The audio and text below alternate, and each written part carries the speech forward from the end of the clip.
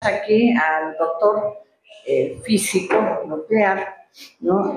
Doctorado en Francia, profesor de la Universidad de Ingeniería en este momento, exministro de Estado del Ambiente, ¿no? Es decir, es una persona que así nomás no se le tiene pues a diario, ¿no?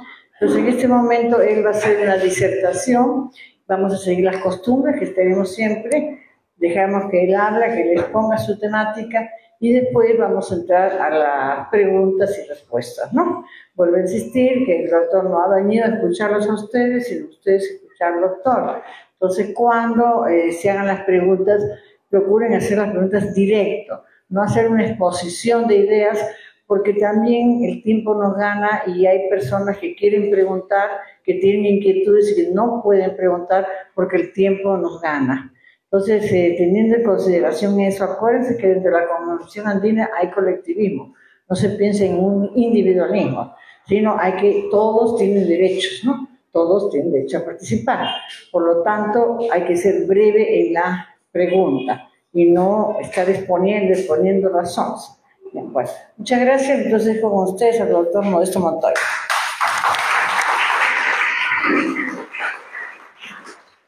Muchas gracias, amigos. Estoy justo a las 7 de la noche todos los días. Transmito un programa en el canal cienciaperú.tv. Este programa se llama Encuentro con la Ciencia y ahora, por supuesto, también vemos temas de política científica, que es el caso. De modo que voy a exponer dos aspectos muy importantes para el Perú. En primer lugar, algunas ideas del ambiente en base a la experiencia que tuve hace unos 3 años, y luego la propuesta del Ministerio de Ciencia y Tecnología, que la tenemos hace ya muchísimos años. Esa es la idea de esta charla. Bueno, el ambiente. El gobierno que suceda al actual en el 2026 tiene como el actual un gran problema, sobre todo porque las leyes que están dadas, las leyes que están vigentes, no protegen al ciudadano, no protegen a la naturaleza, protegen los intereses privados de las grandes empresas.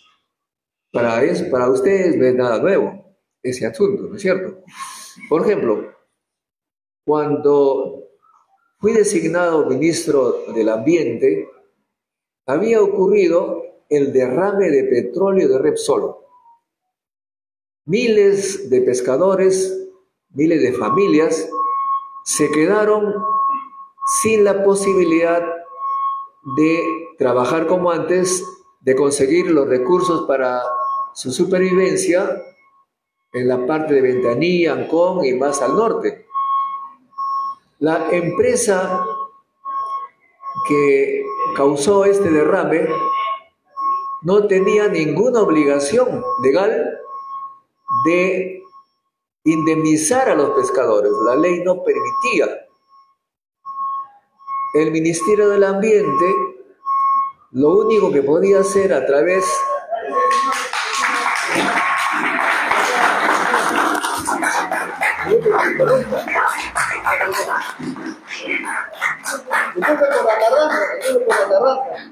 hora atómica, que sí.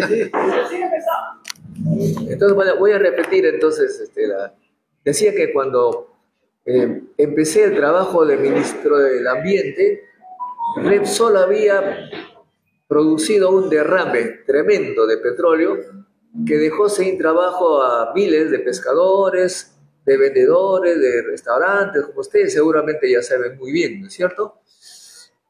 Y las leyes que teníamos y hasta ahora están vigentes no permitían para nada exigir a esta empresa de indemnizar a los damnificados.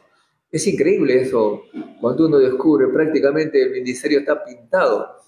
Lo único que podía hacer era el ministerio, a través del OEFA, del organismo de fiscalización ambiental, lo único que podía hacer es poner multitas que parecían una broma de 1 millón de soles o algo por el estilo. Nada más. Para lograr que esta empresa pague los daños creados, se tenía que hacer un juicio a través del procurador ambiental, después ante la justicia, en fin, ustedes saben bien. Yo quisiera hacer una comparación con algo más simple para todos nosotros, con los accidentes de tránsito. ¿Se acuerdan ustedes en tiempos pasados? Un accidente de tránsito, un automovilista atropellaba a una persona. Muy bien, el pobre señor atropellado tenía que ir él a como sea, a la clínica, al hospital, donde pueda. El culpable del accidente no hacía nada. Para que el culpable indemnice, el accidentado tenía que correr con todos los gastos y luego hacer un proceso, un juicio. Aquí los abogados saben eso muy bien. Y al final el juicio pues se alargaba tanto, de repente ya se moría el accidentado y no pasaba nada. E incluso hubo una época en que me contaban, ustedes saben mejor que yo, si es que el accidentado moría, salía menos costoso para el culpable. Después de un proceso tenía que correr con los gastos del sepelio o algo por el estilo. Exactamente eso es lo que ocurrió. Bueno, después ustedes también saben, ocurrió lo que le llaman el SOAR, ¿no es cierto? Entonces el SOAR, los automóviles, todos los vehículos pagan un seguro, de modo que apenas hay un accidente, inmediatamente el seguro cubre con los gastos del herido, de la curación, la terapia. Y bueno, ese es un poquito más humano, porque el accidentado, la persona que sufre, echa mano de esa plata y algo le servirá, pero tiene un límite. Si la cosa es muy grave y la operación cuesta pues 100.000 soles, el pobre se queda a la mitad. Esa figura que ustedes comprenden muchísimo mejor que lo otro, es exactamente lo que ocurre con el ambiente, con la diferencia que no hay SOAT ambiental, o sea que los damnificados de este derrame no podían acudir a nada, no hay plata. Entonces, ¿quién tenía que apoyar algo? El Estado, pero el Estado no le importa mucho a las víctimas, tampoco las normas le permiten gastar. Lo que se hizo en esa oportunidad es una especie de negociación de buena voluntad. Con la Repsol se le dijo, mira, la cosa es grave, la prensa te va a malograr la vida, tienes que portarte no tan mal, pues tienes que darle algo a los damnificados. Entonces, digamos, entre comillas, por su propia voluntad, empezó a darles algo a los damnificados. Pero la remediación de todo lo destruido, del mar, de las aves, de las islas, eso un proceso muy largo. No es la primera vez que ocurre en la América Latina. Hubo un gran derrame también en la selva de Ecuador y se tardó como 20 años, un juicio tremendo y prácticamente quedó allí. De modo que, como decía al principio, el Ministerio del Ambiente prácticamente está atado de manos por leyes que han sido hechas para favorecer a las grandes empresas que pueden contaminar como se les pega la gana. Esto es en el mar, pero también ocurre en la minería. En la minería, ¿qué es lo que pasa?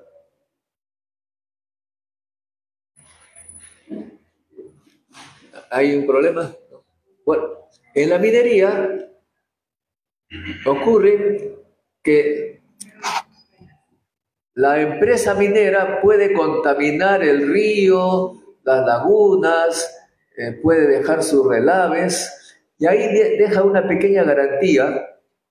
Al final, para el cierre de minas, deja una garantía que el Estado puede echar mano para remediar si es que la empresa la abandona.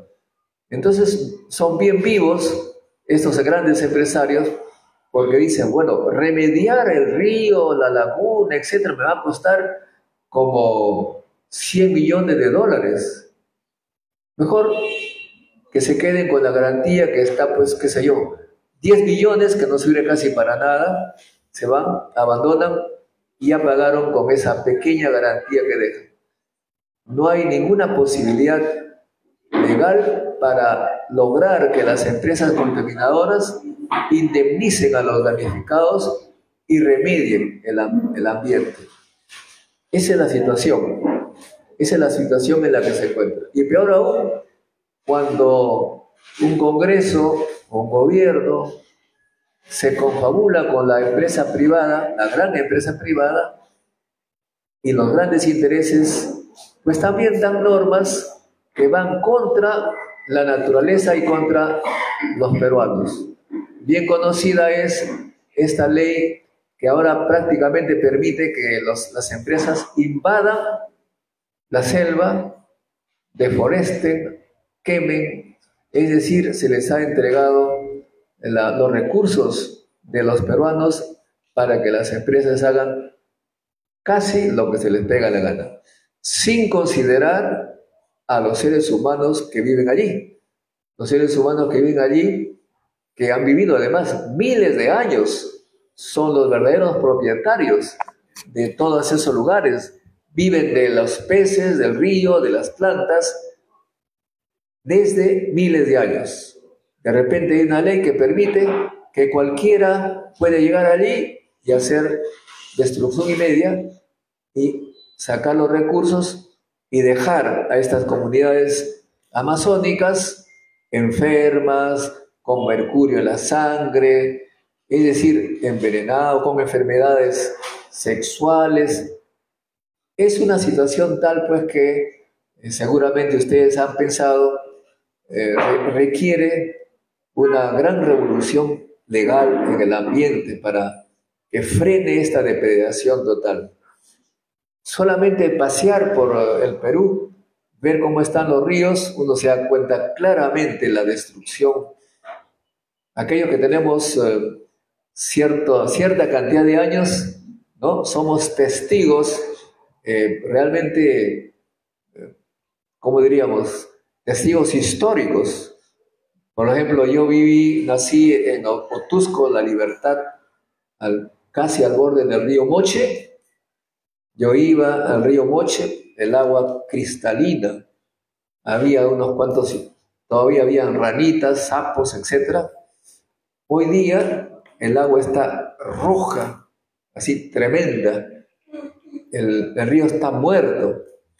Y claro, las grandes empresas han abandonado totalmente la mina. El ejemplo de Quirubilca, no sé si alguno de ustedes ha ido a Quirubilca, está ahí.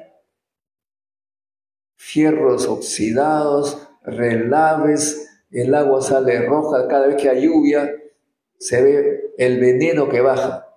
Esa es la situación del ambiente. De modo que yo no quisiera hablar aquí de presupuestos, de esto y lo otro, del ambiente. La cosa es más grave, se requiere una revolución legal, una reforma total del Estado para empezar a defender la vida de los peruanos y el entorno en el que nosotros estamos viviendo. Solamente estoy contando lo que ha sucedido actualmente, pero históricamente ya saben ustedes, primero el despojo de las comunidades de sus territorios que tenían hace miles de años, la conversión de sus tierras en minería. Perú es uno de los pocos países que conozco que el subsuelo no es de la gente que ha vivido ahí miles de años. El subsuelo dicen que es del Estado, pero el Estado se le da a las grandes empresas. En Estados Unidos, que es un país recontracapitalista y agresivo contra los indígenas, hay estados en que el subsuelo es propiedad de las comunidades indígenas. Hay comunidades indígenas que son súper millonarias porque tienen petróleo. Hay películas que seguramente han visto ustedes, cómo los blancos se casan con los indígenas para luego matar a la pareja y quedarse con la herencia de esas tierras que son propiedad, la riqueza es propiedad de los indígenas. Acá no, hay una comunidad en algún lugar del Perú que tiene oro debajo, el Estado es propietario del subsuelo, le da en concesión a una gran empresa extranjera, se lleva el oro y los indígenas terminan siendo mendigos en Cajamarca. Esa es la realidad. Como que no quisiera alargarme en este tema porque es muy simple y prácticamente hay que comenzar de cero para reconstruir un Estado que proteja al ser humano y a la naturaleza donde uno vive, ¿no? Muy bien. Podría decir también, para completar esta idea, hay una especie de escalada de responsabilidades. El Ministerio del Ambiente no tiene todas las responsabilidades. Por ejemplo, la basura que nosotros tenemos alrededor de Lima, que queman basura y envenenan a los niños, realmente ese es un grave problema por Huachipa, por Puente Piedra, por todo lado. Esa basura, el responsable es la municipalidad, no el gobierno. La pequeña minería, la minería ilegal, es responsabilidad de los gobiernos regionales. El Ministerio del Ambiente se encarga entre comillas, de fiscalizar y con las grandes empresas, ¿no? South del Perú, las Bambas, etc. Así que hay diferentes niveles que hay que tener en cuenta, porque muchas veces cuando estaba de ministro decía, ese ministro, ¿qué cosa está haciendo? Aquí está la basura. Bueno, ahí eso hay que pedirle cuentas al alcalde, a López Aliaga, que quería hacer del Perú una potencia. Bueno, lo que estamos viendo pues está lejos de ser potencia. Se ha dedicado más bien el alcalde a presentar a Lima como todavía una colonia española. Ha puesto una cosa impresionante allí. Pizarro lo ha puesto del tamaño de un edificio y al lado está el que se supone representa al indígena que nació acá, que vivió acá, una piedrita hacia abajo que lo hizo Barrantes, pero se ve una desproporción, pero es lo que quiere mostrar López Aliaga. Ahorita está haciendo una reconstrucción, una especie de trabajo arqueológico muy importante para mostrar que el puente Trujillo tenía tales características en la época colonial. Parece que es un fanático de la colonia. Y además va a poner caballos con carruajes como en esos tiempos, ¿no? En fin. ¿Perdón? Alesos. Sí. Ahí quedo. No sé si habrá una pregunta respecto a ello.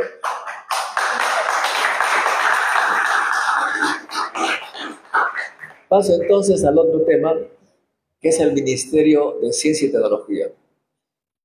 Nosotros proponemos esta creación hace 40 años. Estamos allí, y una de las razones por la que apoyé al hermano, nuestro amigo Antauro, porque él, en un gran evento que hacemos en Lima, que es el Encuentro Científico Internacional, él prometió ante miles de científicos la creación del Ministerio de Ciencia y Tecnología y también la creación de la carrera del investigador científico.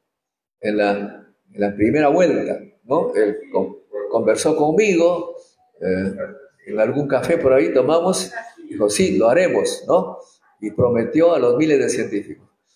Pero luego se sabe que hizo una hoja de ruta que habría que cambiar la R por otra palabra, porque se entregó totalmente, como siempre aparece, al partido perdedor, e hizo todo lo que el partido perdedor quería, es decir, no al ministerio, no a la carrera de la investigación científica. Y luego también, por supuesto, en la segunda vuelta estaba doña Keiko y el profesor Castillo.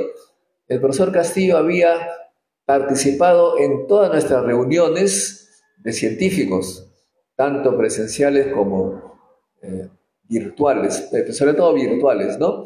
y en esas él prometió la creación del Ministerio de Ciencia y Tecnología, y del otro lado la señora Keiko Fujimori, en toda su vida de política, no ha pronunciado una sola vez la palabra ciencia, excepto una, cuando se enteró que había un científico que estaba tratando de crear una vacuna por cañete, por chincha. Ella fue y dijo, no hay que politizar la ciencia, o sea que ella, hablar de ciencia era politizar la ciencia, o sea que no hablaba nunca la palabra, pero lo dijo en esa oportunidad. Entonces los científicos votaron, digamos, en gran parte por Pedro Castillo, y debo reconocer que el presidente Castillo sí cumplió, porque hicimos el proyecto de la creación del Ministerio de Ciencia y Tecnología. Nos tomó meses consultando a medio mundo, hicimos el proyecto y lo presentamos al Congreso como debe ser, porque el Ejecutivo propone el proyecto y el Congreso aprueba o desaprueba. Pero el Congreso, como ustedes saben, estaba controlado por el partido perdedor, como en el caso anterior. El partido perdedor gobierna, es una cosa impresionante. Entonces ellos le dijeron a la presidenta Boluarte, que además ella había participado en la presentación del proyecto porque era ministra, pero cuando hicieron lo que todo el mundo sabe con el partido opositor, ella parece que ha retirado el proyecto, o sea, le dijeron, oye, mejor para que no discutamos acá en el Congreso y nos hagas perder el tiempo, mejor retire ese proyecto. Lo presentó el Ejecutivo, tú eres Ejecutivo, lo retira. Aparentemente lo ha retirado, o sea que quedó en nada. Ahora bien, ¿por qué el Ministerio de Ciencia y Tecnología? El Ministerio de Ciencia y Tecnología tiene digamos, el objetivo de terminar con esta historia de exportar piedras.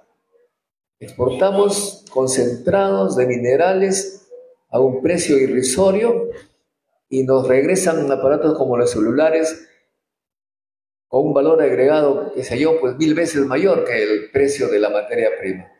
O sea, la materia prima para hacer este aparatito será pues un par de soles, pero pagamos ahí 2000, 3000 soles. La ciencia y tecnología sirve precisamente para crear conocimiento que nos permita no vender solamente piedras, sino vender objetos de alto valor.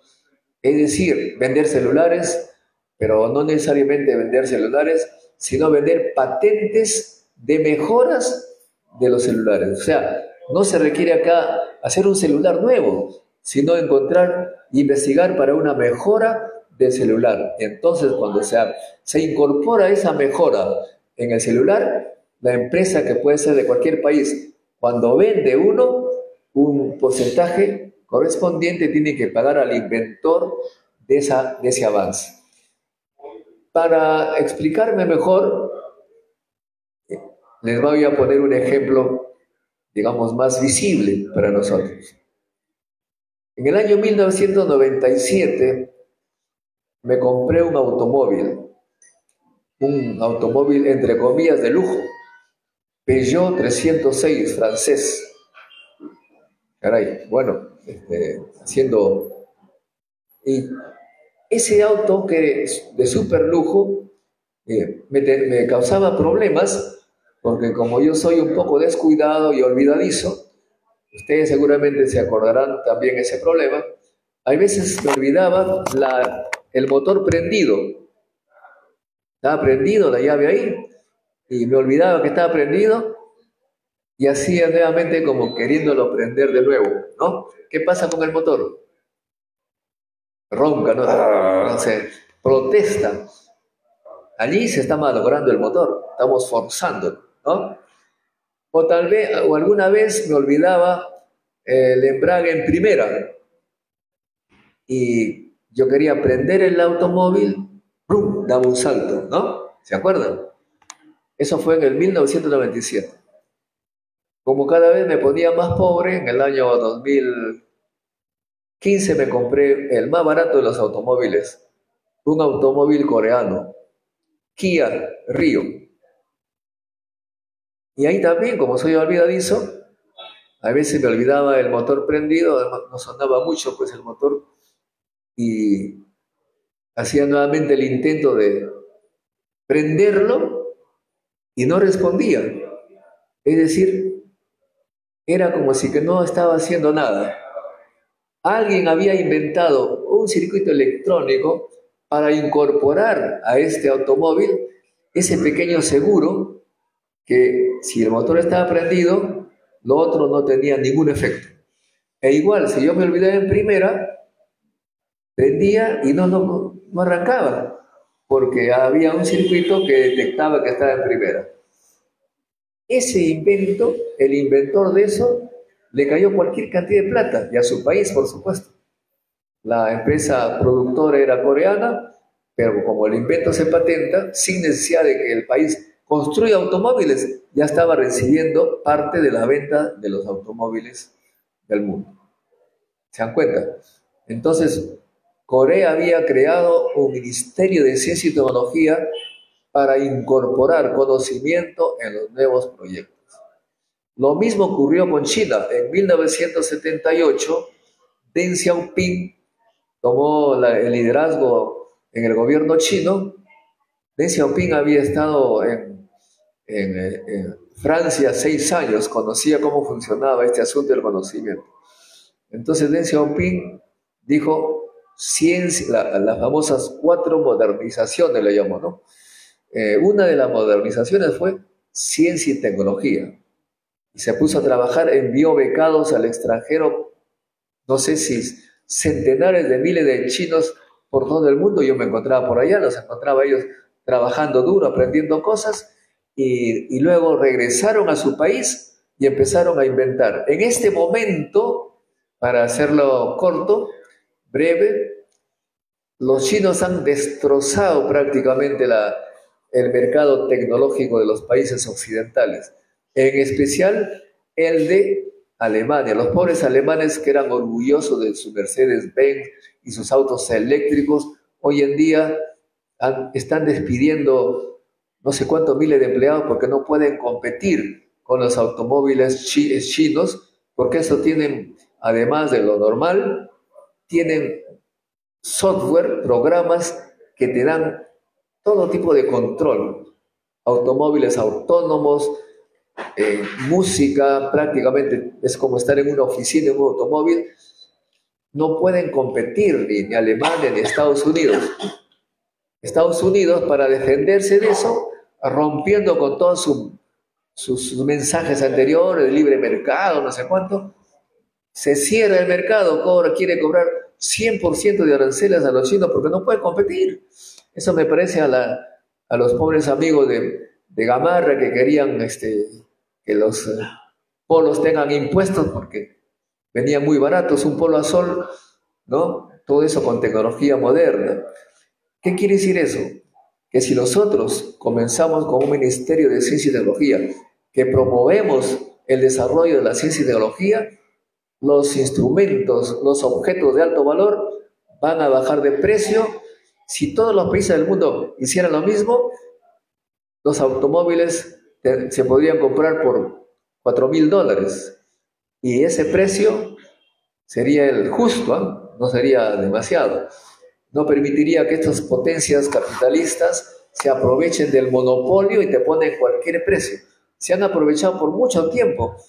La época que vendían acá en Perú los Chevrolet, los Ford, te vendían a un precio muy elevado que le permitía a los americanos vivir como ricos. Los obreros ganaban un montón de plata. Ahora ya no pueden porque no pueden vender. Ya el conocimiento se ha dispersado porque muchos países tienen su Ministerio de Ciencia y Tecnología que promueve este tipo de conocimiento. Nosotros estamos hace 40 años acá, pero la derecha famosa no quiere saber nada porque ella dice solamente minas, lo mineral es suficiente. Mientras que nosotros proponíamos la creación, lo ha hecho Chile hace unos 7 años por ahí, lo ha hecho Colombia y nosotros seguimos atrás porque el gobierno de Fuerza Popular y los aliados no quieren saber con ciencia y tecnología. Esa es la propuesta que nosotros tenemos en la creación del Ministerio de Ciencia y Tecnología y también una carrera del científico para atraer, para repatriar a muchos científicos que son maltratados acá, para repatriarlos y poder nosotros empezar la verdadera independencia de estos tiempos, que es la independencia económica, científica, tecnológica. Sin tecnología avanzada, por lo menos competitiva en algunos sectores, no vamos a ser nunca independientes. Se requiere que nuestros jóvenes estén muy preparados en este campo.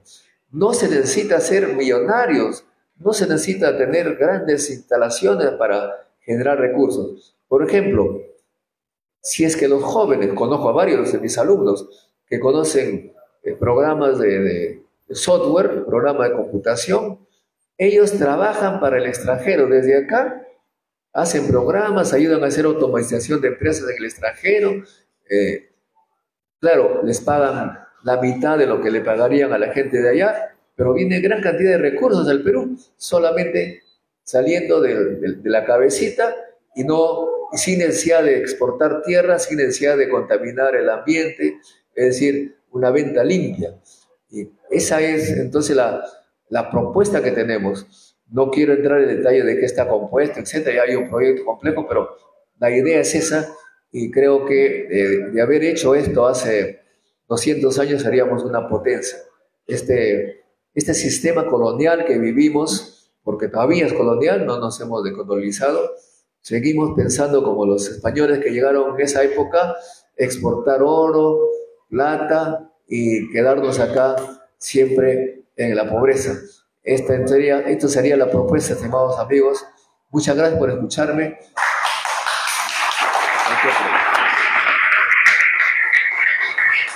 Muchas gracias, Modesto, por la disertación que nos has hecho. Antes de pasar a las preguntas, vamos a darle la palabra al padre.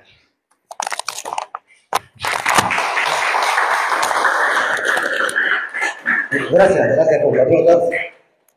Para mí es un honor estar compartiendo la mesa con nuestro compatriota Modesto Montoya, porque tengo mucha admiración y mucho respeto.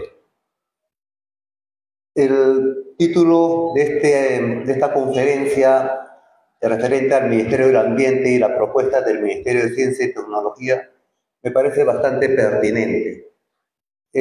Creo que pocos lo entendemos en la política. Los políticos peruanos tienen muy poca noción de esta necesidad. Y creo que es porque en principio no conocen la historia de su país. Miren, cuando hubo el encuentro o el choque de civilizaciones en Cajamarca, a todos obviamente nos ha marcado en la historia de nuestra república. Sin embargo, ahí en que somos insertados a Occidente o empieza la globocolonización que hasta ahora sigue vigente, significa para nosotros el enfrentamiento no solo entre la infantería india o cobriza contra la caballería, artillería y arcabucería occidental. Es también una diferencia de tecnología tremenda. 10 años después que hubo ese choque de civilizaciones en Cajamarca, el Japón, que en ese tiempo se llamaba Zipango, llegó una embarcación portuguesa con comerciantes, llevando mercancía, llevando productos. Entre esa producción había una docena de arcabuces. Los arcabuces son el primer modelo del fusil de fuego, del arma de fuego. O sea, estamos entrando a la tecnología científica. Ya no es un arma blanca. El arcabuz ya hay pólvora, ya hay ciencia, hay un mecanismo. Y también llega la artillería.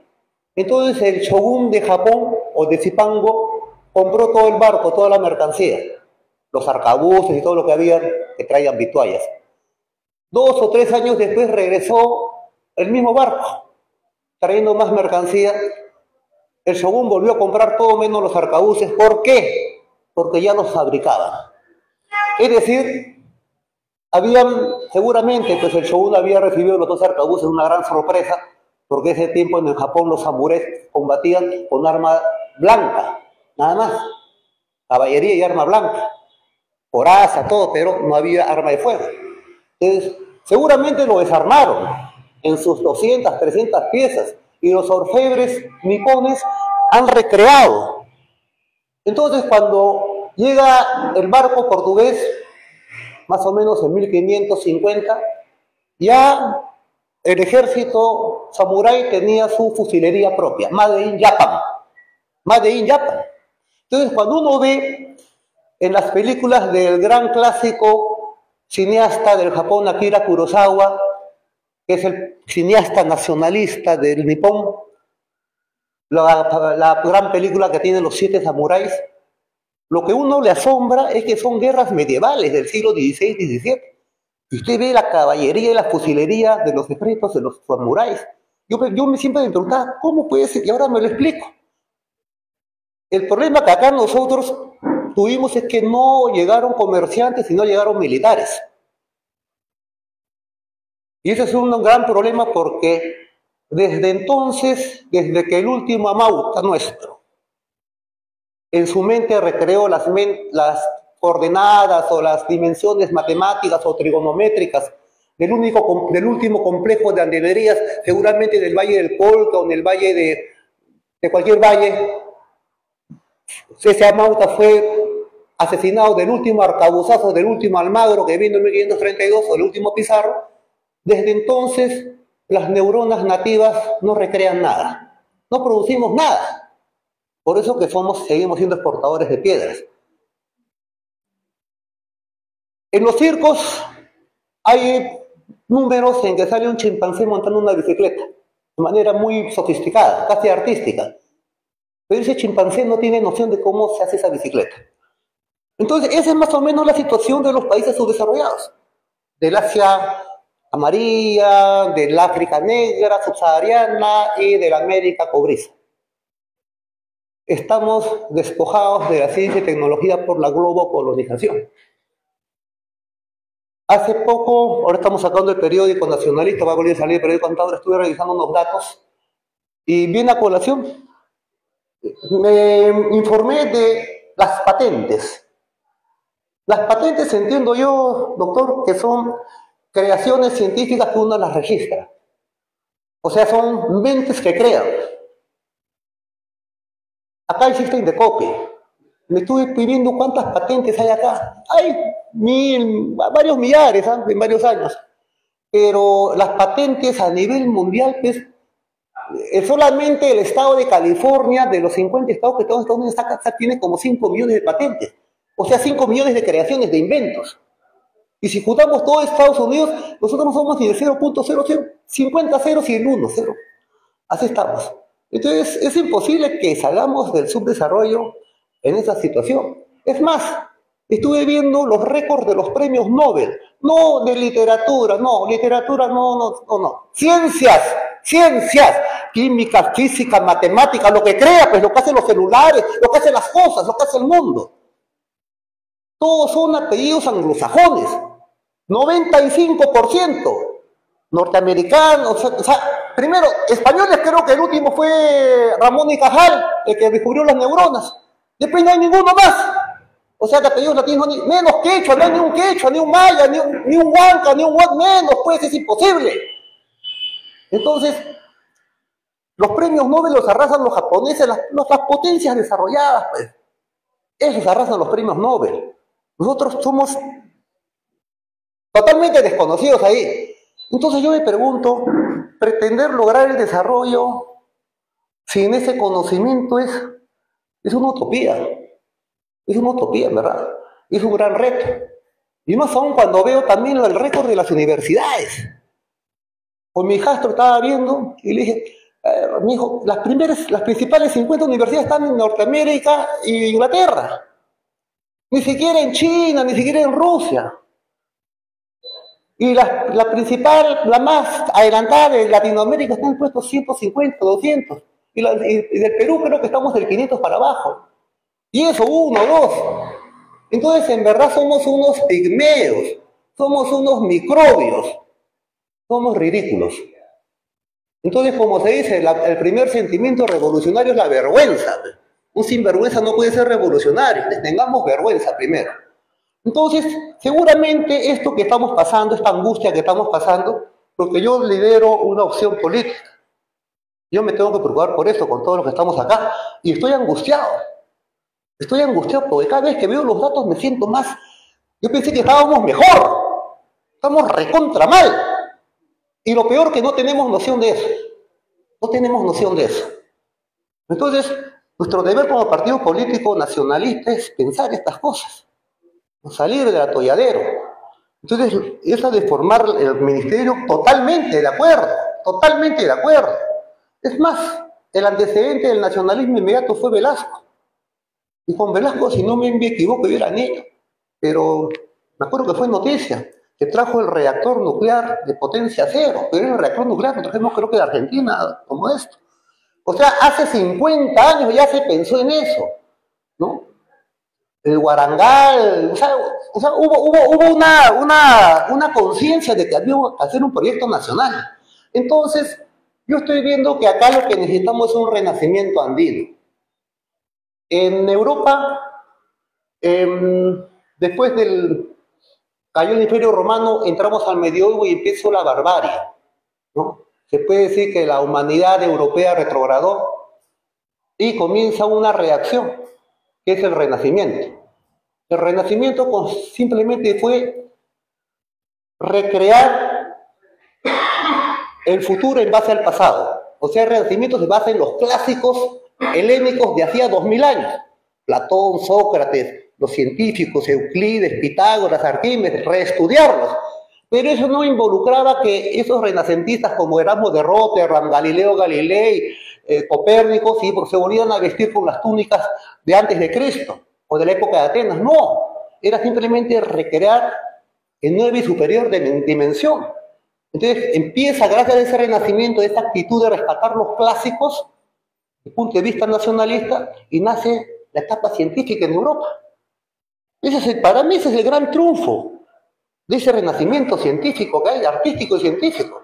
Entonces acá lo que necesitamos es un renacimiento de las ciencias y artes nuestras, nativas.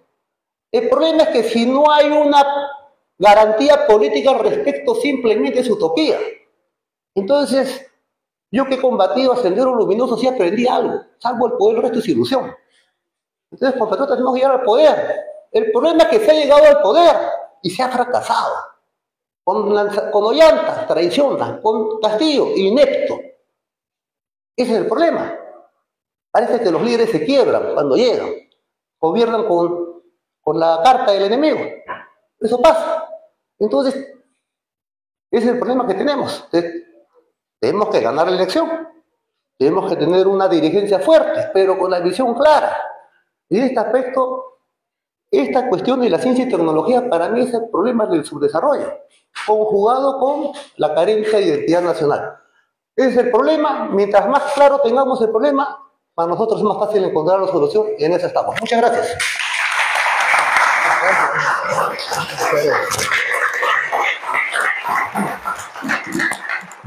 Muchas gracias, Amparo. Bueno, ahora vamos a comenzar con las preguntas.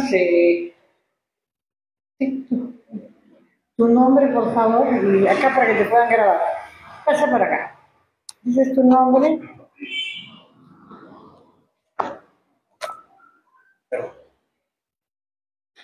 A ver, buenas noches con todos. Mi nombre es Javier Wong, ingeniero de minas, también egresado de la Universidad Nacional de Ingeniería. Y con respecto al Ministerio de Ciencia y Tecnología, yo tengo una duda, ¿no? Tengo un temor, ¿no?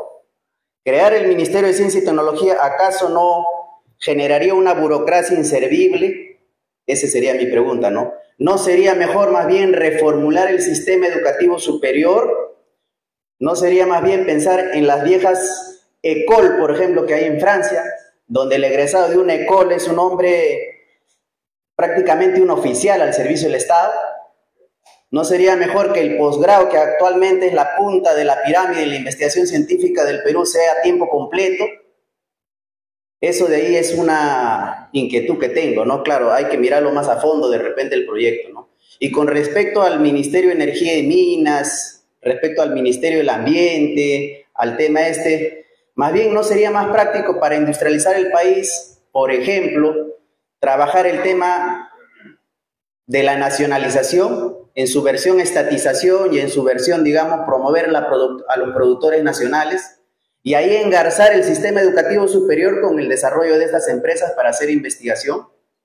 Eso de ahí sería un poquito las inquietudes. Y bueno, gracias por la oportunidad. ¿Contestar ahora o hacemos varias preguntas? Para ser breve la respuesta, ¿no? Todo lo que señala el colega me parece bien, hay que hacer todo lo que nos dice. Pero justamente el ministerio no es un fin, es un medio, ¿ah? Porque de acuerdo a la estructura del Estado actual, las propuestas se hacen en el Consejo de Ministros. Lo que dice el colega se puede proponer en el Consejo de Ministros, se aprueba y se presenta al Congreso. Mientras que no haya un ministerio que piense en el desarrollo del país, un desarrollo serio, no hay forma de proponerlo. Hay una posibilidad que la población se organice, haga una propuesta con miles de firmas. No, si se tiene un gobierno revolucionario, tecnológicamente hablando, él puede hacer eso. No que hay un candidato, un expresidente que decía, ¿para qué sirve el ministerio? Se tiene el Ministerio de Educación y ve cómo está la educación. Es cierto, pero es un pensamiento absurdo, porque tampoco está bien el Ministerio del Interior, estamos mal en seguridad, estamos mal en agricultura, por lo tanto no deberíamos tener ningún ministerio. El gobierno tampoco tendríamos que tener un ministerio porque esto está mal. Ese razonamiento del señor expresidente me parece elemental, que me sorprende que haya estudiado en grandes universidades y haga deducciones tan absurdas. Pero sí, se necesita ministerio para aplicar, proponer las ideas que usted señala, escuelas de alto nivel, promoción de la ciencia y tecnología y todo eso. Gracias.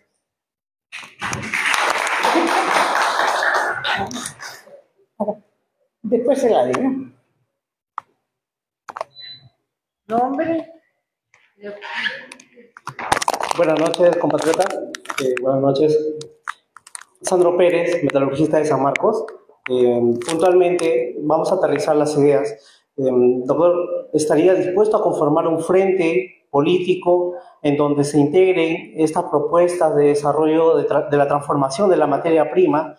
Ya hemos hecho intentos previos en el Partido de la Ciencia, usted recordará, pero todavía muchos profesionales aún tenemos esa espina por hacer de este país un lugar industrializado, con futuro para los profesionales y no solamente exportadores de profesionales, que es lo que actualmente somos.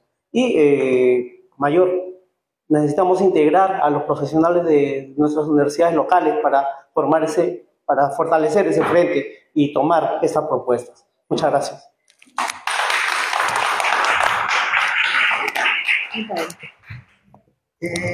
Claro, es totalmente cierto esta inquietud. Yo también la comparto, hacer ese frente, estoy seguro que el profesor Modesto también. Sin embargo, yo quisiera ir más allá, porque nuestro deber como políticos, como partidos, es ir más allá de lo que ve la población común. ¿Cuál es el modelo de desarrollo que debemos adoptar como país soberano? ¿A qué me refiero? Me refiero que si vamos a seguir con el modelo global, vamos a hacer más de lo mismo, es decir, y justamente es un tema de la conferencia, es la situación medioambiental, ¿no? Estamos viendo que el modelo de desarrollo occidental es contaminador en sí mismo. La situación ambiental del planeta es terrible, es notorio. Y eso colisiona de alguna manera con nuestra naturaleza de desarrollo que en todo caso estaríamos encaminados, que es la minería, ¿no? Entonces, acá hay un problema que también tenemos. Ahorita se va a abrir, por ejemplo, se va en Southern Perú Copper Corporation, están haciendo fiesta porque este año arrancan con la explotación de Tía María.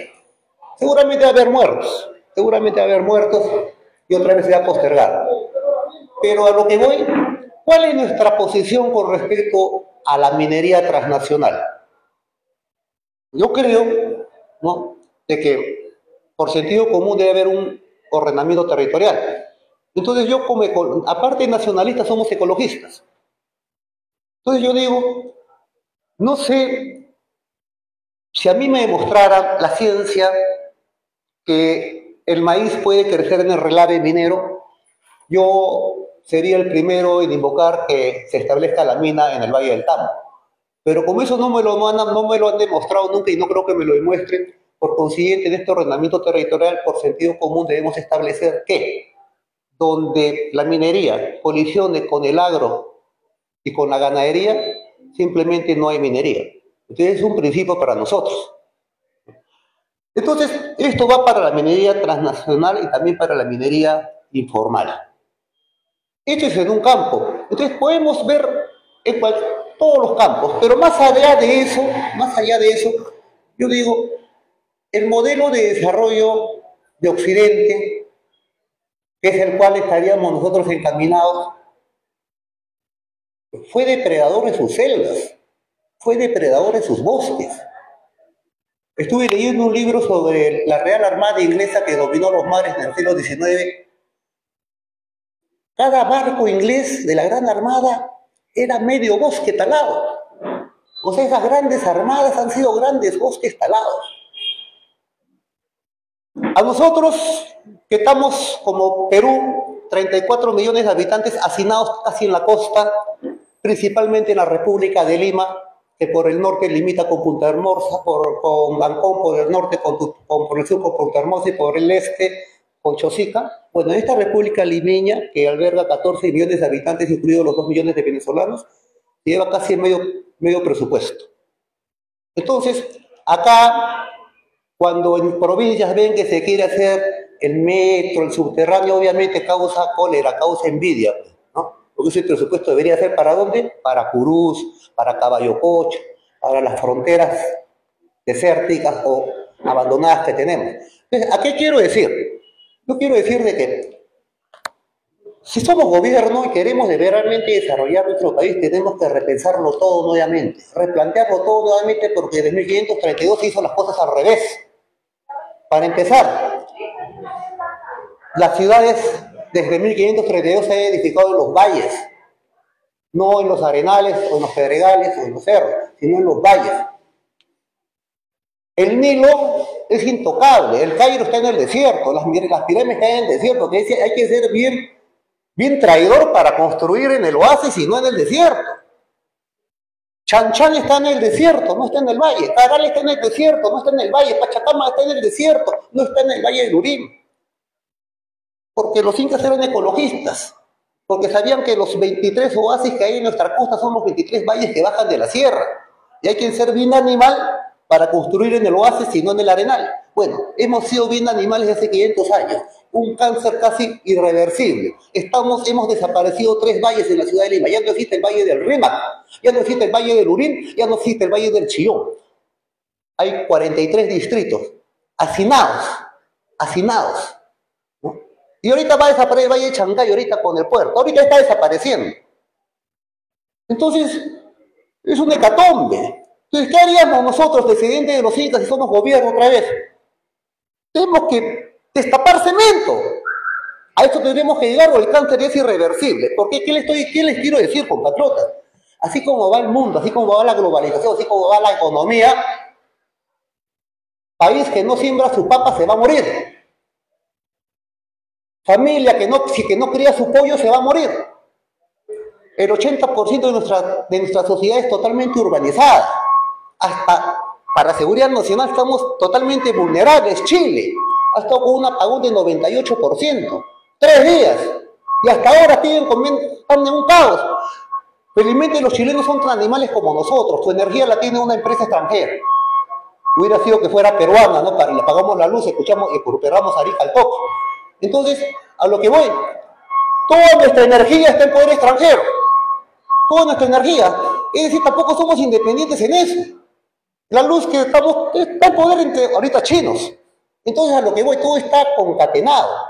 Y voy, ¿no? El modelo de desarrollo que queremos. El modelo de desarrollo que queremos tiene que tener como materia gris nuestra gente de la uni, nuestra gente de las universidades, que están saliendo al extranjero, taxiando. Entonces, es un reto que tenemos. Entonces, a lo que voy.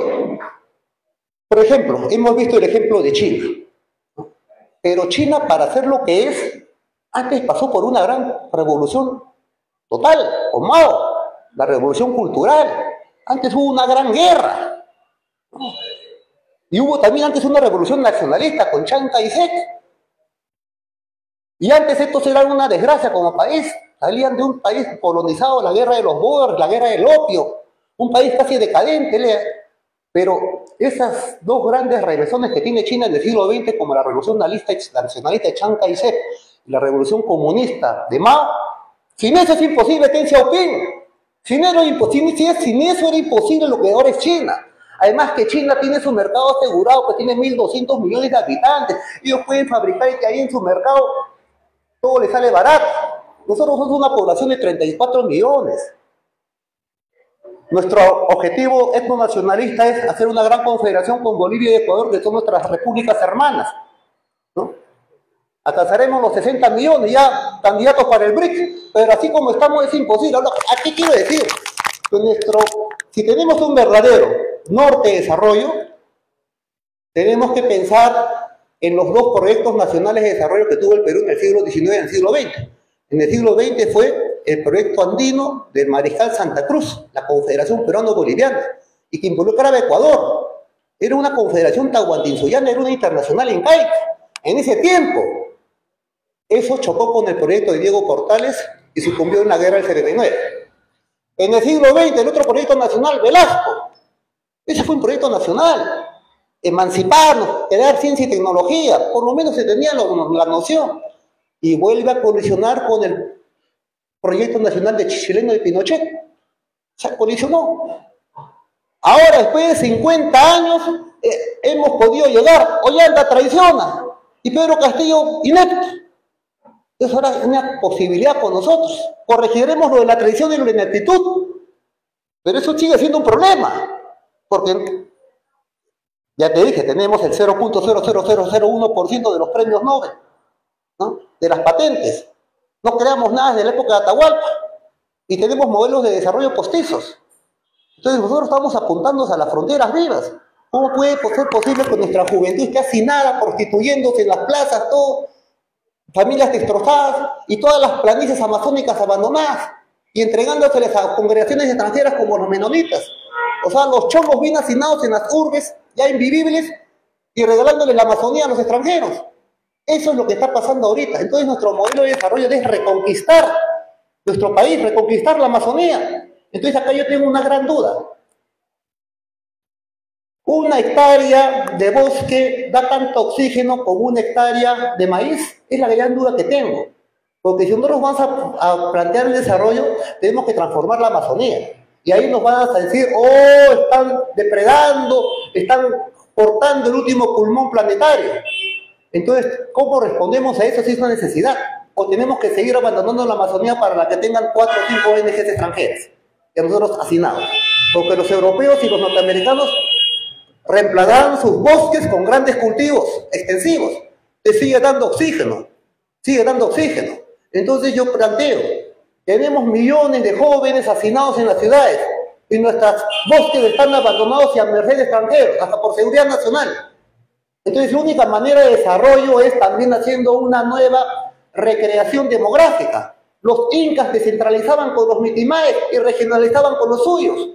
Todo está mal en el Perú. Entonces tenemos que rehacer todo eso un nuevo Pachacuti, pero eso es una refundación. Esa es la refundación, pues. Entonces yo tengo mi teoría, y acá termino. Yo tengo mi teoría de la República India, que tiene su signo de los tiempos, y que sucumbe en Cajamarca en 1532, y es sustituida por la República Española. 50 virreyes, y el signo de los tiempos es el asesinato de nuestro Inca. Es sustituida por la República Criolla. En los campos de Junín y Ayacucho había la lucha armada. Y esa república de criolla ahorita está sucumbiendo después de 200 años. Y su extrema unción son los últimos 30 años de presidelincuentes, las bajatistas, con la constitución del japonés. Esa es la agonía. Entonces estamos en una etapa refundacional. ¿Y qué se viene? Viene la república mestiza, que también tendrá su signo de los tiempos para la pena capital para los presidelincuentes. Pero ¿qué va a hacer la república mestiza, la república chola? Definir su identidad y ahí recién al desarrollo. Entonces estas reuniones son buenas, porque estamos meditando cómo hacerla, cómo no guanearla, cómo no fregarla. Ya no podemos fallar. Ese es el gran reto que tenemos. Y también que nos reunamos, porque esto es bueno. Muchas gracias, compatriotas.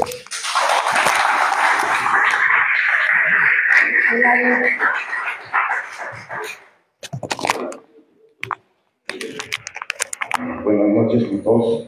Bueno, yo también soy de Ingeniería Electrónica de la UNI.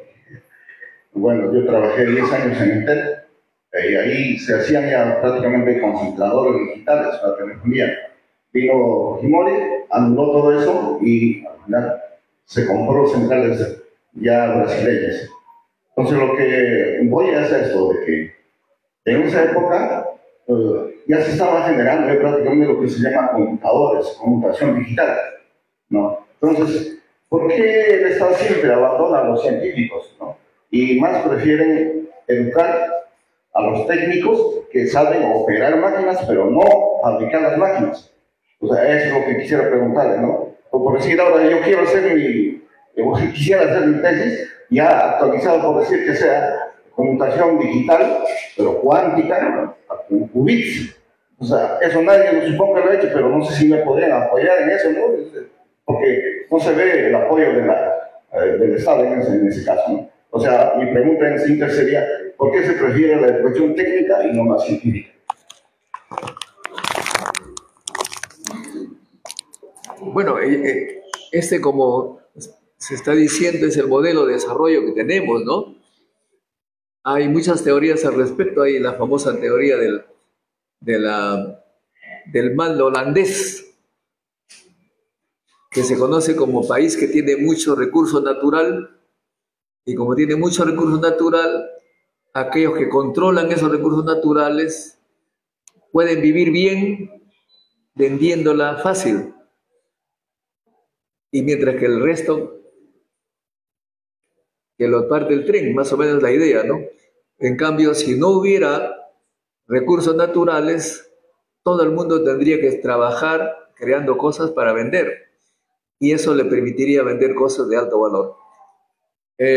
La pregunta anterior, interesante, sobre las alianzas entre partidos, entre movimientos.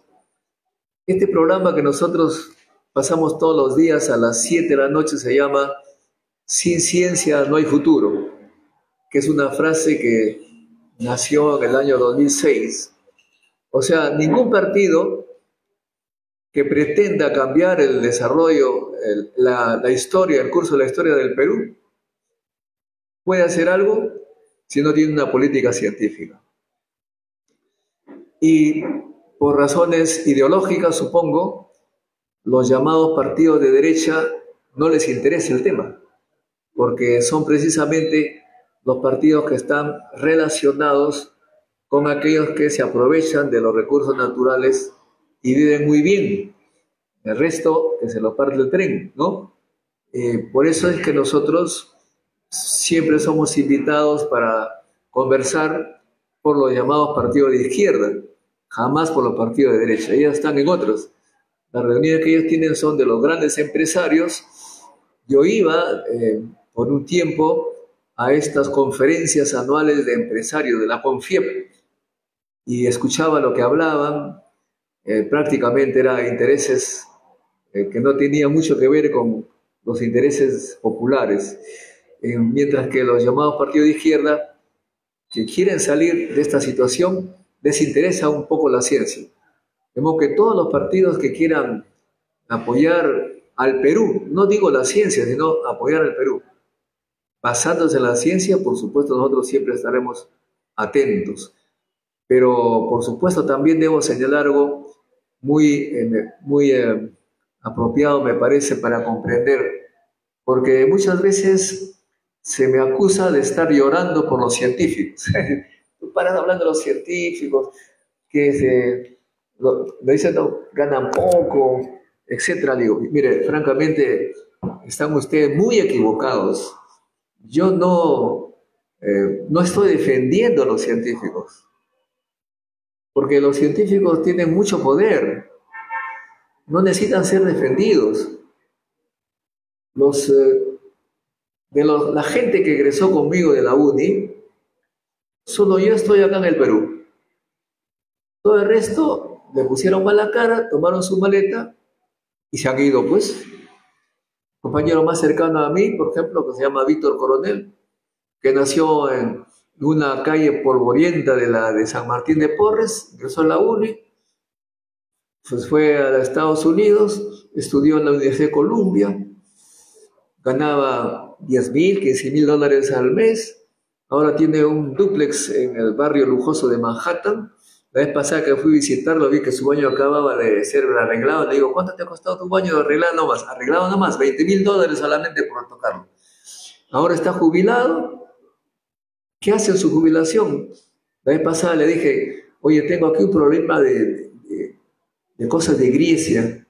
Le puse el problema, a la semana siguiente me dice, mira que estoy en Grecia, he venido a ver tu problema. Se va, toma su plata y dice, ¿a dónde va?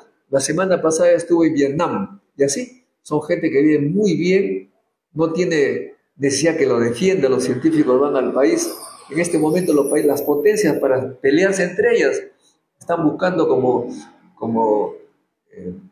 agujas en el pajar científicos. El propio Trump, que es un racista reconocido, ha hecho la disposición que solamente entre gente que tenga estudios universitarios en ciencia y tecnología. La propaganda de internet te dice, mira, si usted sabe ciencia, matemáticas, etcétera, aquí te ayudamos, ven, no necesitas tener contrato, vente. Como que no estoy defendiendo yo a los científicos, lo que estoy defendiendo es al país, porque veo que si seguimos así, habrá más pobres. Y nosotros hemos ya predicho hace unos 10 años que lo único que va a crecer en el Perú, si seguimos así, lo único que va a crecer es la violencia, la delincuencia. Y eso se debe a que la gente no tiene empleo, no tiene que comer. Y como no puede ir a robar a los ricos porque están súper protegidos, roban al menos pobre, al vecino, al que llega con su salario. Es decir, estamos peleando entre pobres. Los profesores universitarios corremos el riesgo de ser extorsionados a la salida, pero los que dominan el país no tienen ese problema. No les interesa, a ellos no les interesa resolver la seguridad ciudadana, por una razón muy simple de comprender, porque la inseguridad ciudadana no les afecta, al contrario, les conviene. ¿Por qué les conviene? Porque dejan que los pobres que no tienen nada que comer asalten al vecino, tengan algo que llevar a la boca y no hacen una revolución social, no hacen protesta social. Dicen, ¿para qué voy a hacer protesta social? Le robo al vecino. No voy a hacer manifestaciones, yo le robo al vecino. Es decir, a mí me parece que lo hacen a propósito. La inseguridad ciudadana conviene al sistema, conviene para que no haya una protesta social, porque si no tuvieran empleo y no pudieran robar, tendrían que hacer grandes manifestaciones para cambiar las leyes y la seguridad en el país comenzaría a ser nada.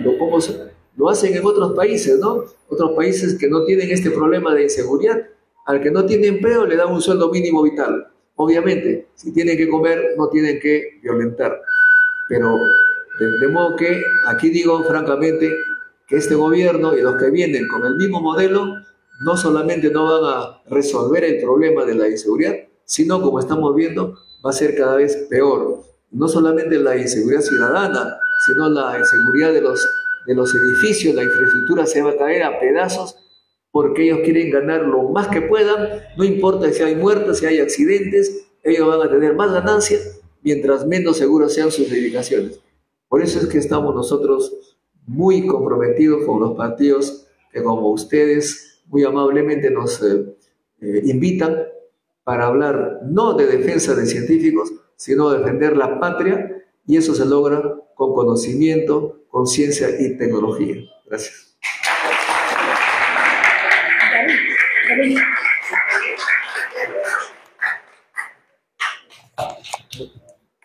Buenas noches a los profesores. Mi nombre es Julio Álvarez, estudiante de San Marcos. Yo quería hacerle una pregunta al profesor Montoya, que consiste en que después de haber disuelto el Congreso en el 2019, el 2020 se eligió un Congreso complementario, donde el partido dominante quedó reducido a su mínima expresión. Creo que llegaron a 11 o 12 congresistas fujimoristas. Pero hubo fuerzas nacionalistas, 13 congresistas, también del FREPAP algo de 17, y quiero mencionar que en las postrimerías de ese pequeño periodo, el 15 de julio del 2021, fue publicada una ley, la 31283, la ley que declara de interés nacional la nacionalización del litio, la explotación del litio y sus derivados. Y en su segundo artículo dice claramente que el Ejecutivo tiene que reglamentar en 60 días esa ley para hacer uso del litio en todos sus derivados. Sin embargo, a los 10 días ingresa el gobierno de Pedro Castillo, que usted ha sido parte de ese gabinete, de ese gobierno, y sin embargo han estado más de 500 días y no han podido reglamentar esa norma. Mi pregunta es, ¿a qué se debe si con tanto esfuerzo ingresaron congresistas de tendencias nacionalistas en gran porcentaje y no han podido, de lo que dejaron esa ley, el 15 de julio que le digo, no han podido reglamentar? Y bueno, saliendo el presidente Castillo, pues obviamente no van a tener mucho interés. Pero esa era una pregunta que tengo para usted. Gracias. Bueno, muy brevemente sobre el tema de los reglamentos. Nosotros quisimos, lo que usted está hablando, hay también reglamentación de la explotación del uranio, todos los recursos naturales ahí está pendiente, no se logra. Pero la tardanza de esas normas, yo conozco mejor el que a mí me correspondía en el ambiente, uno empieza a hacer proyectos de modificación de leyes en favor del pueblo e inmediatamente la prensa, se pueden ver los periódicos, ¿no? Ministro quiere estatizar la empresa, es el cuco, ¿no? Ministro quiere estatizar la empresa, es decir, defender un poco los intereses de la población, inmediatamente lo ponen como si que nosotros quisiésemos estatizar, hacer cosas contra la propiedad, etc. No conozco el detalle de lo que usted está señalando, pero ese más o menos es el comportamiento actual. Donde sí se apuran en hacer las leyes, las normas, es temas como la deforestación, ahora la pesca en las reservas nacionales como Paracas, en eso sí se apuran. Bueno, eso es pues la situación de los partidos que están ahora en el poder, que todos sabemos de qué campo están, ¿no?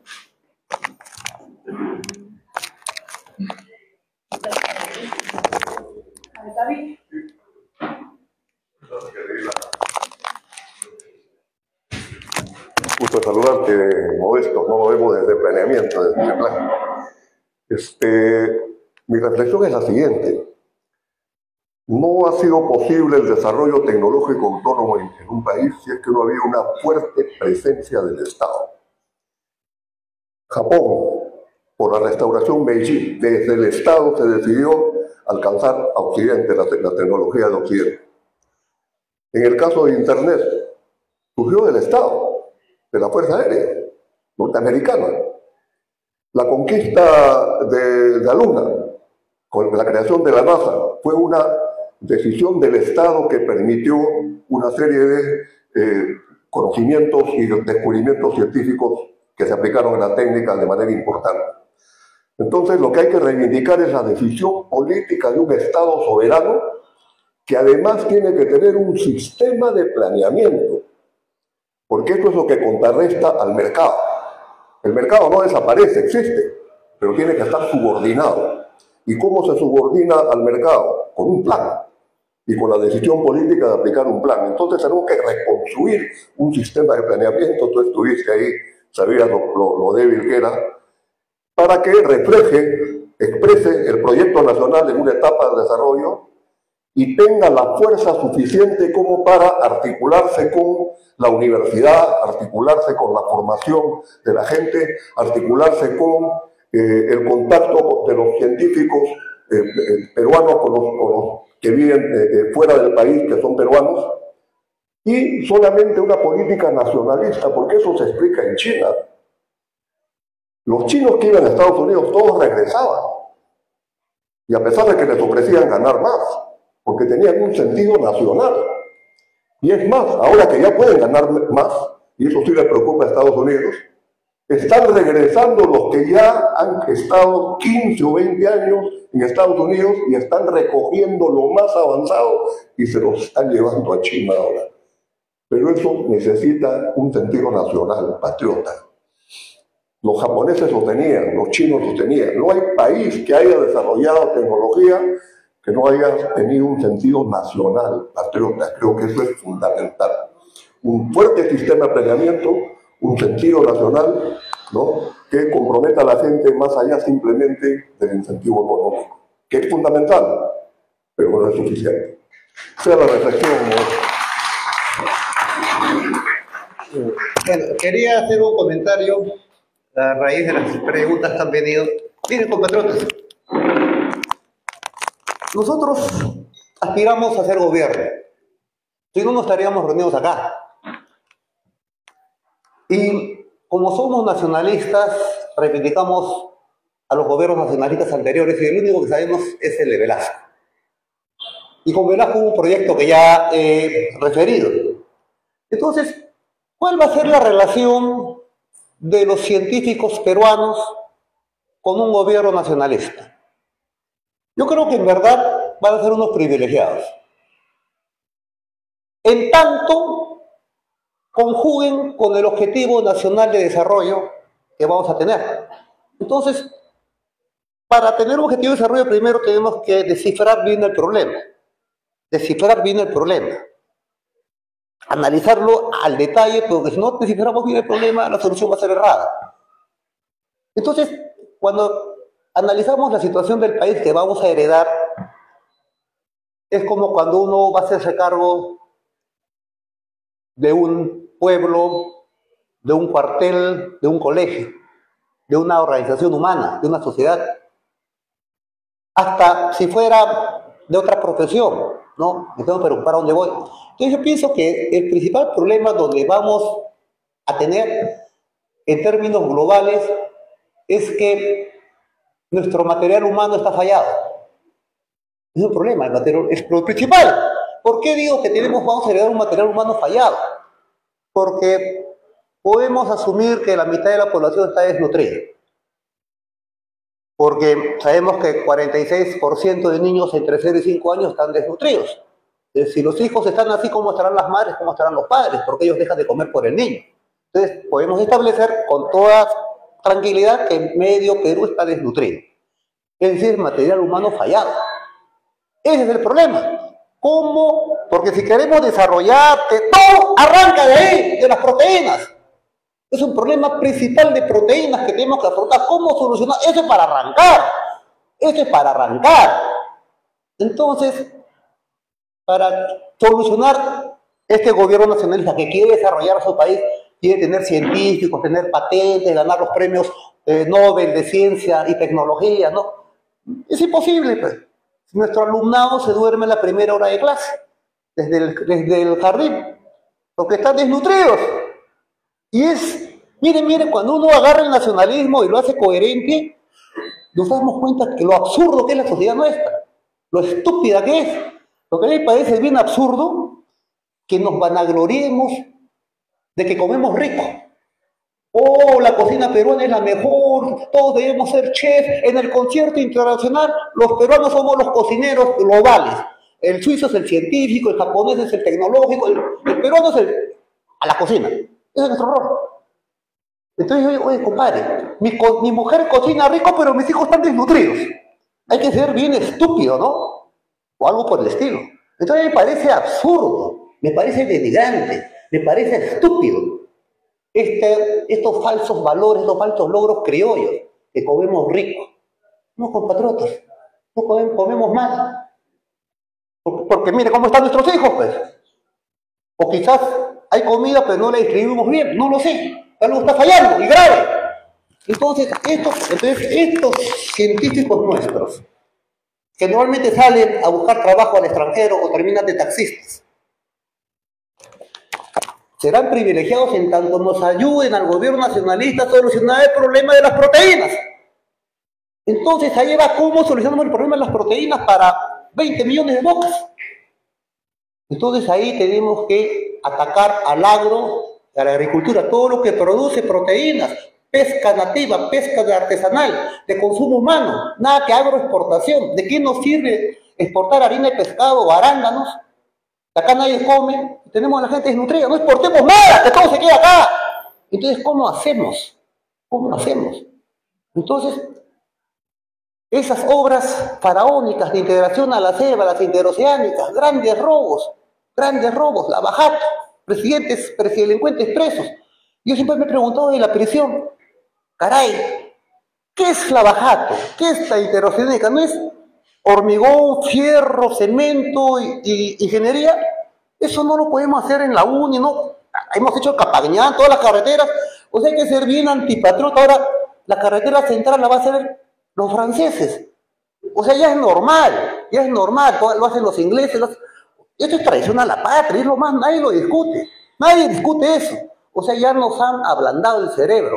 Entonces yo digo, ¿qué pasaría si nosotros, por necesidad, nacionalizamos Southern Perú Copper Corporation, que es una de las grandes exportadoras de cobre, entre otras cosas más, de Southern Perú, o grupo mexicano, anglo-mexicano?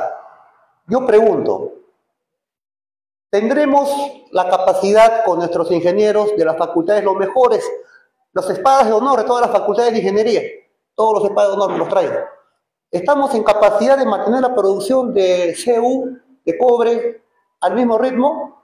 ¿O somos tan burros que no hemos podido fabricar el arcabuz hasta ahora? ¿Ah? Ese es el problema. Y baja la producción, ¿no? Entonces, eso yo quisiera saber, por eso yo vengo también a aprender acá. Porque si vamos a nacionalizar, vamos a estatizar solamente los muros, no el conocimiento. Y el conocimiento es el que vale. ¿Qué hago con mi máquina? No la sé usar. Voy a tener que rogarle al gringo que venga otra vez y dice, me va a someter peor. Entonces es un problema que tenemos que afrontar. Y ahí yo voy. ¿Qué ciencia y tecnología es lo que debería apoyar este gobierno revolucionario, este gobierno nacionalista? Porque ¿cómo vamos a apuntar pues, a hacer una nueva NASA? ¿De qué nos va a servir? Apuntemos primero a lo que necesitamos acá. Y acá tenemos las fronteras vivas. ¿Cómo recolonizamos nuestra selva? Somos 34 millones de peruanos que tenemos los recursos para vivir como suizos, si queremos. Si quisieran, bien organizaditos, ¿no? Entonces, eso es lo que tenemos que tener. Entonces, yo digo, ¿no? Creo que en un gobierno nacionalista, de veras, el gran privilegiado va a ser el peruano. Y dentro del peruano, el gran privilegiado va a ser una nobleza de privilegio, como era el época de los incas, los científicos, o sea, los amautas y los yachachics que se extinguieron desde que fuimos insertados a Occidente. Es por eso que somos nacionalistas. Gracias, compatriotas.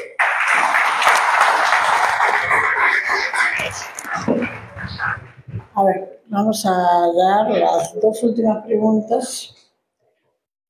Quería responder, diputado. ¿Quieres responder tú? Algunas cosas que estuvieron pendientes. Ya, un momentito. Sí, bueno, estoy de acuerdo con las ideas expresadas sobre el Estado y la empresa privada y la educación, la alimentación, las proteínas. Solamente que debo puntualizar un asunto. Cuando uno habla de ciencia y tecnología, no solamente tenemos que referirnos a los nuevos inventos, sino también a lo que ya se sabe de ciencia y tecnología, lo que está en los textos, ¿no? Ahora en la internet.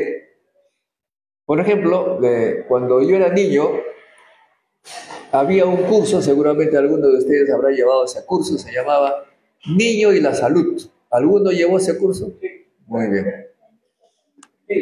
Como desde pequeño yo he sido un estudiante como le llaman, aplicado, leía las cosas con seriedad. Y el profesor nos hacía dibujar lo que teníamos que alimentarnos, cómo debíamos alimentarnos adecuadamente.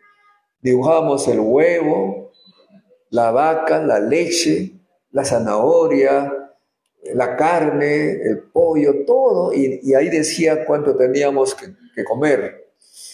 Porque si no hacíamos todo eso, íbamos a ser minusválidos física y psicológica, intelectualmente. También ahí nos enseñaban que los chicos a veces escupían. Hay que escupir, si es que hay que escupir, hay que hacerlo afuera para que el sol mate las bacterias, nos decían eso. Es decir, puedo hacerle una lista completa de cómo los maestros enseñaban. Y yo estaba siempre triste y el profesor me preguntó, ¿qué te pasa, Modesto, que estás siempre cabizbajo? Profesor, le digo, lo que pasa es que usted me hace sentir muy mal lo que me enseña usted. ¿Cómo que muy mal? Le enseño la verdad. Está bien, pero si usted me dice que debo comer carne, tanto gramo de carne, etc., en mi pueblo acá no veo, hay 4 vacas para todo el pueblo, no hay carne. Y el cuy solamente en el cumpleaños, si es que queda uno. Huevos ni hablar. O sea que usted me estaba diciendo que yo voy a ser físicamente mi talla, 1,60 m, no voy a tener la talla que me corresponde. ¿Y cómo quiere que yo esté alegre? O sea, ¿tú quieres que te mienta? No dije eso. Usted está preguntando por qué estoy triste, ¿no? Entonces, eso es muy importante también. La ciencia, a los que están arriba, no les interesa que la gente pobre se entere que tiene que comer. Habla incluso del famoso menú contundente, como le llaman, ¿no? A 10 soles. Yo les puedo afirmar que en la Universidad Nacional de Ingeniería, mis colegas consumen un menú de 10%. Me da una pena que ni se den cuenta. Yo he tomado fotos, me hubiera gustado presentarlo acá. Una sopa de fideos, un montón de fideos, ¿no? Con unas patas de gallina, no se puede comer casi nada. Y un tallarín saltado, medio kilo de tallarines con 4 pedacitos de carne. Eso comen los profesores de la uni. Yo traigo en lonchera, porque yo fui educado por un maestro y tomo en serio lo que me enseñó. Aquí hay ensaladas, carne, 120 gramos de carnes. Pero claro, ya muy tarde, a mi edad no va a resultar. Pero quiero mostrar que también nos sirve para vivir bien, para no envejecer muy rápido. Para terminar, quiero decirles un dato histórico, científico, que ustedes lo pueden averiguar bien. ¿Alguno de ustedes conoce Holanda? Ahí está. Nosotros paramos con nuestra botella de agua, imagínense. Todos tienen su botella de agua. Todos los holandeses andan con su botella de leche. En lugar de tomar agua, toman leche. Nosotros tomamos Inca Kola, Coca-Cola, que terminamos diabéticos, terminamos obesos, pero los holandeses no es que sean platudos, le han enseñado para qué sirve la leche. Toman huevos, queso. Pero eso lo han aprendido no hace siglos, más o menos hace 1,5 siglos se dieron cuenta de eso, por la ciencia. En el año 1860, aproximadamente, los holandeses eran más chatos que los peruanos. Nosotros medíamos en promedio 1,63 m y los holandeses 1,62 m. Cuando descubrieron este secreto de la leche, comenzaron a dedicarse a la ganadería, a tomar leche, queso, porque los huesos crecen con el calcio y ahora son los más altos del mundo, porque saben cómo alimentarse. Nosotros nos han metido en la ignorancia y nos venden veneno, nos venden gaseosa, azúcar. Aquí le dije, cuando me dijeron azúcar, ya pues échale media cucharita, porque tomar azúcar hace daño. Todo esto también es ciencia. Debemos conocer. Vemos que al conocer ciencia, le podemos exigir recién a que nos hagan producción de carne, producción de frutas, producción de esto. Pero si no sabemos que eso es importante, seguiremos con los fideos.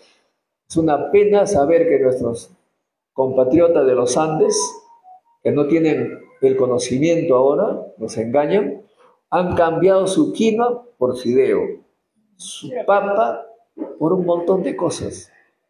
Una pena me da cuando en mi niñez siquiera comía quinoa con algo de cuy, ahora la quinoa la han cambiado por harina de trigo medio molida, le llaman quinoa de trigo, cosa impresionante. También hay arroz de trigo.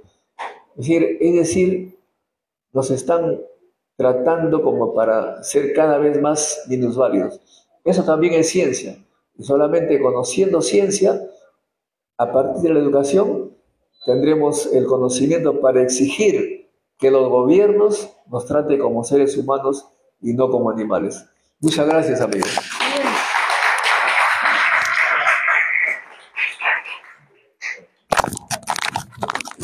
Sí, doctor, buenas noches, mayor. Mire, acá yo quiero aportar sobre lo siguiente, como dice, ¿no? Lo primero sería acá la industrialización, para poder ver el aspecto tecnológico. Seguidamente, debería haber voluntad política, que no existe en este momento con estos gobiernos. Y otra cosa sería, oportunidades para los jóvenes no hay. ¿No se recuerdan que hace un tiempo había un joven que se había ido a un banco a robar solo? Y cuando lo chaparon, descubrieron que ese muchacho había descubierto el motor a hidrógeno. ¿Se le da oportunidad? No se le da oportunidades acá, justamente. Yo le diría una cosa, de repente no me van a creer, ¿no? Yo soy investigador también. He hecho investigación sobre la próstata y el resultado yo lo tengo.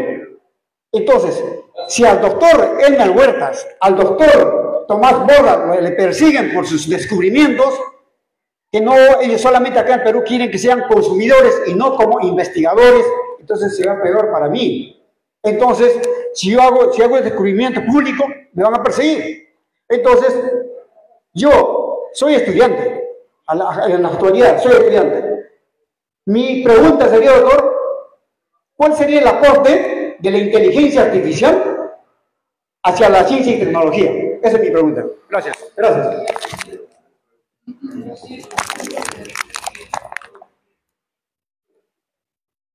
Brevemente, bueno, la inteligencia artificial tal como se conoce en este momento, por el momento en el Perú, es la utilización de todo el conocimiento que está en la Internet para beneficio nuestro. Por ejemplo, justo hoy estaba me piden, tiene que ser un sílabus con todas estas normas para el curso de aplicaciones nucleares en el Perú. Entonces, te dicen la sumilla, los conocimientos adquiridos, toda una serie de capítulos, ¿no? Tú le preguntas a la inteligencia artificial, dice, oiga, hazme una sumilla para el curso de física nuclear y aplicaciones. ¡Brum! Te lo redacta. A ti te hubiera para pensar, sabes todo eso, pero ordenarte toma, qué sé yo, 1 hora, 2 horas, en 3 segundos. Tú lo arreglas y así vas avanzando, y un trabajo que tú puedas hacerlo en 1 semana, lo haces en un par de horas. Esa es la inteligencia artificial. Pero no solamente eso, sino que tú, la vez pasada, por ejemplo, quería hacer un programa de computación que me resuelva la emisión de neutrones de un fragmento de fisión. Ese programa, yo tendría que pensar qué frase poner, qué fórmula, me toma 1 semana. Pero si le pregunto a la inteligencia artificial, él toma los conocimientos que hay en la Internet, que alguien lo resuelve, te da. Esa es la inteligencia artificial actualmente. Yo le quiero, de repente, una amiga a quien quiero mucho, por decir así, me escribe un mensaje y le digo, mira, contéstale con mucho cariño a esta amiga que no puedo ir a su casa porque tengo un compromiso en la universidad a la tal hora. Te hace una poesía en un segundo, la otra feliz, dice, qué bonito que me escribes tan lindo. Todo eso es inteligencia artificial, pero también ahora se va a reemplazar poco a poco a los seres humanos. O sea que los seres humanos vamos a ser desechables, porque así como yo desecho un montón de gente que podría estar trabajando para mí, las grandes empresas pueden hacer lo mismo. Pero lo que nunca va a poder ser reemplazada es la creatividad, el espíritu crítico de las personas. Por eso es que la nueva educación tiene que tener eso, desde los niños, la formación del espíritu crítico, del pensamiento disruptivo, cosa que nadie ha pensado, el descubrir cosas nuevas. Esa es la nueva educación que tenemos que darle a nuestros hijos. De lo contrario, si seguimos con la educación que estamos actualmente sufriendo en el Perú, digo sufriendo, estamos creando generación de hombres y mujeres desechables. Y eso creo que no debe ser el objetivo de ningún partido que se llame nacionalista y patriótico. Doña Cavacal, es el último, porque ya estamos sobre la hora. Ante todo, muchas gracias al mayor Antauro, al doctor Modesto Montoya. El Perú, a nivel latinoamericano, tiene una ventaja comparativa. Tenemos la mejor generación de oro de profesores preuniversitarios. Yo tengo el honor, la suerte de haber estado con ellos. Los mejores geómetras, los mejores trigonométricos, los mejores algebraicos.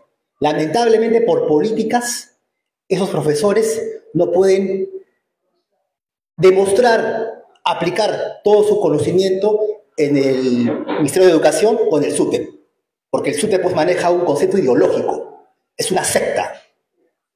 Yo he conversado con muchos profesores, con un talento tremendo, para formar a los niños. Mire, el año 2008 el Banco Mundial lo dijo, de cada 10 ingresantes a medicina, a San Marcos, 8 son de clase media. Están en el Innova School, en el Colegio Pitágoras, en el Colegio Trilce, prácticamente desde los 7, 8 años. Un alumno de un colegio estatal, usted le lleva a la pizarra, no sabe qué es una fórmula de MRV, de MRU, no sabe una ecuación trigonométrica, no sabe una ecuación matemática básica. Si no conocemos álgebra, no conocemos matemática, no podemos tener un desarrollo físico. O sea, como dice el mayor Antauro, tenemos una masa crítica pobre. Solamente la clase media, con nuestros impuestos, están en San Marcos, en la Villarreal, en la Unicatólica. ¿Qué hacer? ¿Cómo desarrollar la capacidad cognitiva de sus alumnos? Como primer método, el mayor dice, no, la alimentación. Pero el desarrollo matemático, si a un jovencito, no se le ha inculcado las matemáticas, es muy complicado que en una edad mayor se le pueda inculcar. Gracias. Muy buena pregunta, muy interesante, y para mí es especial porque justo, además de físico nuclear, hago investigaciones de ese tipo, ¿no?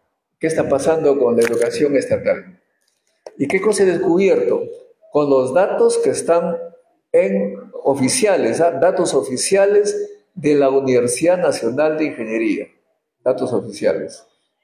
¿Qué dice esos datos?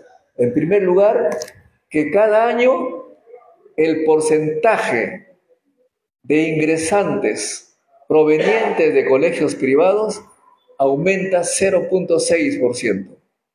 O sea, cada vez más las universidades estatales sirven para la gente que tiene plata. Primer dato. Segundo dato, que cuando se toma el examen en las regiones alejadas de Lima, un examen especial que no está basado en los conocimientos de academia, como dice nuestro amigo, que saben geometría, que saben esto, porque en el colegio les han enseñado, no se les toma eso, se les toma la capacidad de pensar, la capacidad de resolver problemas nuevos, creativos. Ingresan también esos muchachos, digamos, casi sin saber nada de lo que les enseñan a los privados, no saben nada. Y sorprendentemente, bueno, a mí no me sorprende, esos muchachos con el tiempo obtienen mejor promedio en la uni que los muchachos que vienen de colegios estatales. Ojo, muy importante. La gente que dice, nuestro amigo, que no saben dónde están parados porque no les han enseñado, pero que han sido seleccionados, en la universidad tienen mejor nota que los que sabían mucho. Por eso es que nosotros estamos proponiendo a los partidos, como el de ustedes, algo muy importante: que se eliminen los exámenes de admisión de cada universidad. El Estado tiene que tomar un examen general a todos los egresados de secundaria, pero un examen basado no en el conocimiento de academia, sino medir la inteligencia, la capacidad de pensar, de resolver problemas nuevos.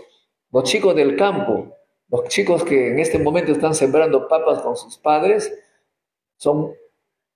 el número de inteligentes que hay allí es mayor que el número de inteligentes en las universidades, pero están desperdiciados porque les toman un examen que necesitan pasar por la academia y ellos obviamente no tienen plata. Si queremos ver un Perú moderno, con gente inteligente, capaz, competitivo, debemos empezar por cambiar el tipo de examen de admisión. La gente que tiene plata es capaz de pagar $2.000, aunque sea un burro, como la palabra la escuché hoy día, aunque sea un burro. Si tú tienes $2.000 al mes, cualquier universidad te recibe, sobre todo esas que son, entre comillas, de élite.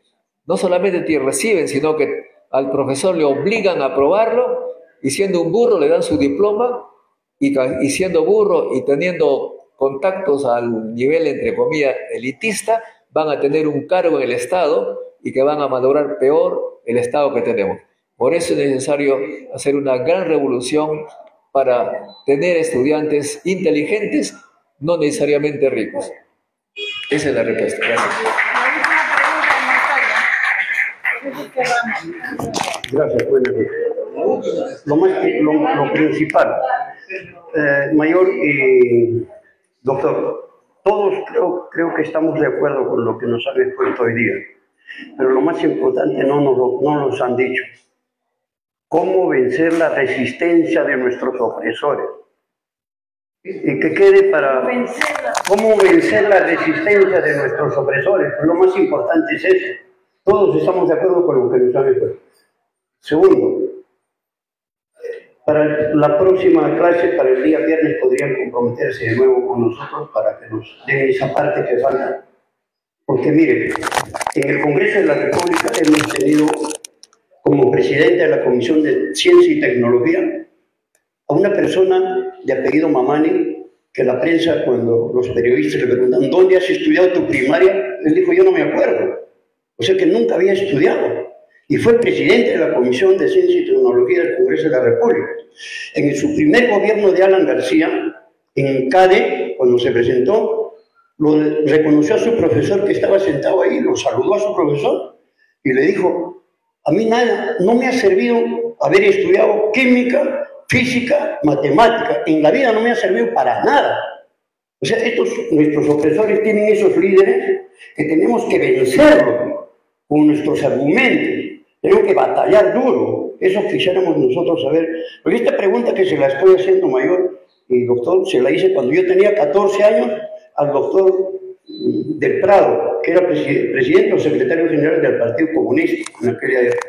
Y por último, hay que hacer una colecta para pagar el local, porque estamos debiendo 2 meses ya. Ahí va a ser la colecta. Gracias. Bueno, una pregunta muy difícil. En realidad, esta es una batalla, una guerra electoral, ¿no? El que tiene el poder, sin el poder nada, todo es ilusión. Y para tener el poder hay que convencer a la gente que está sometida al bombardeo de la internet, de todos los medios de comunicación. La batalla es muy dura y creo que en ese sentido partidos como el Partido Nacionalista tiene una una gran responsabilidad si todos los partidos tienen que hacer un movimiento para movilizar la conciencia de la gente y no se deje engañar por todos los que están interesados en que la ignorancia reine en el Perú. Es muy dura, pero por supuesto la batalla tenemos que llevarla a cabo para defendiendo así la patria. Bueno, compatriotas, de veras que estoy satisfecho, de veras que ha sido bastante didáctica esta conferencia, esta clase. La próxima semana seguimos con las charlas conjuntas con nuestros hermanos del bloque patriótico.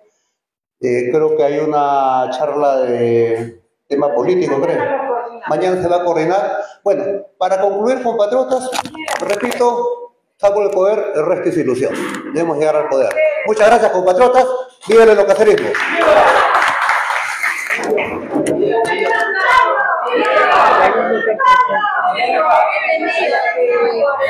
Su boleta, por favor, para pagar.